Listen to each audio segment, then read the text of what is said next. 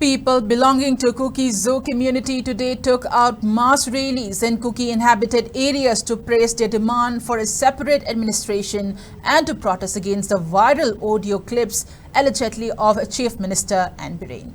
They organized rallies at Laishang in Churchandpur district. Kaithilmanbi in Kangpokpi and More in Tamnaupal protested, chanted slogans to prosecute Chief Minister N. Biren and to save Kuki Zoo from Manipur.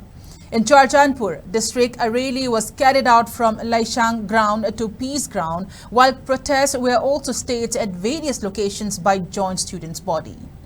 Tribal Unity Day and Tribal Martyrs Day program were also held at whole of YPA General Headquarters. Meanwhile, in Kangpokpi district, Kuki Students Organization, Sadar Hills in association with TSA, GSO and Zilai Students Sadar Hills against ethnic cleansing of Kuki Zoo and demand for separate administration organized a mass rally at Kaithilmanbi Military Colony and District Headquarters.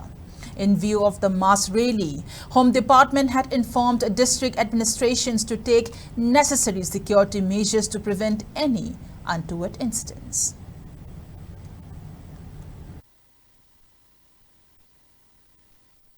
To protest against the leaked audio of the Manipur Chief Minister N. Biren, where he spoke, you can say, implicating him and his involvement in the ethnic cleansing of the minority group.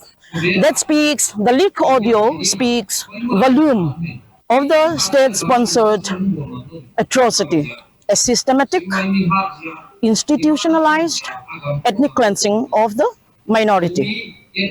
Also, the significance of today, that is the Tribal Unity Day, goes back to 2015 to commemorate the death of the 9 youths, our fallen heroes, in the agitation against the 3 bills, that also by the Manipur state government.